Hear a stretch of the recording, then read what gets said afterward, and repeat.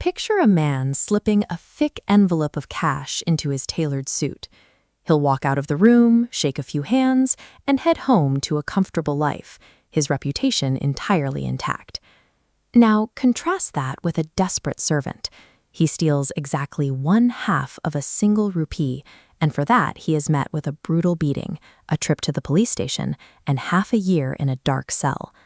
This severe disparity lies at the heart of Bat Ataniki, or The Tale of a Half Rupee, a classic Hindi short story that performs a literary autopsy on a systemic hypocrisy. The story forces us to look at a troubling reality. The law's severity seems to vanish the moment a criminal's bank account reaches a certain size. The mind behind this critique is Badrinath, who wrote under the pen name Sudarshan. Born in 1895 in Sialkot, he grew up in the undivided Punjab region, witnessing the rigid social hierarchies of colonial-era India. Sudarshan identified as a reformist.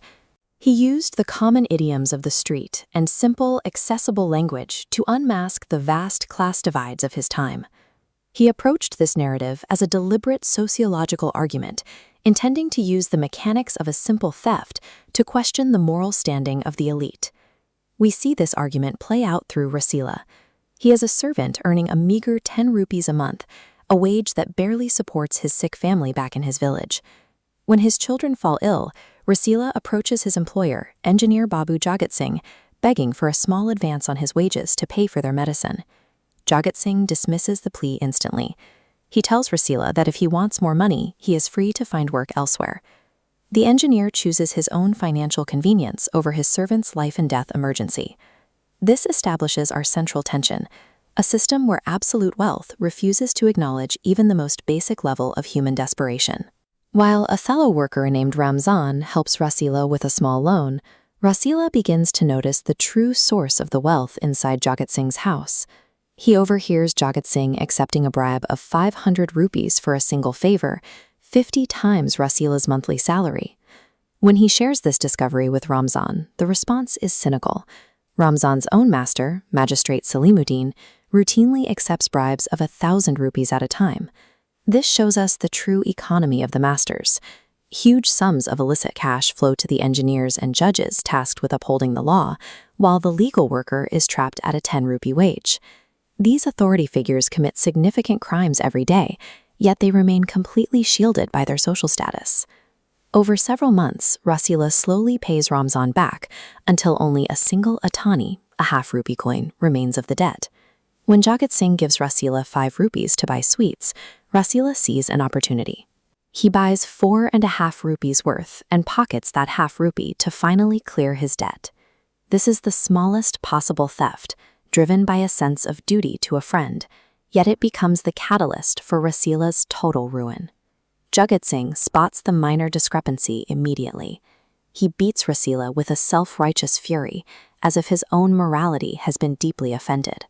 In a final act of irony, the man who takes 500 rupee bribes drags his servant to the police to enforce the very law he breaks daily.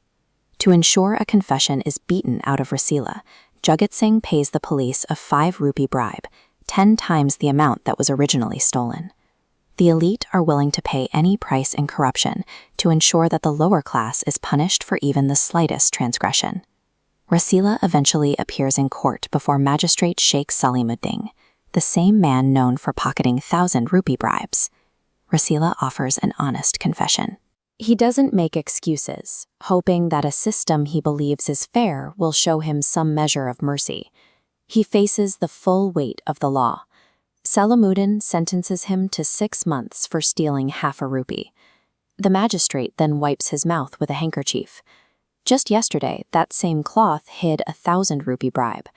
The judicial system operates as a tool for the massive thieves, allowing them to maintain absolute order over the petty ones.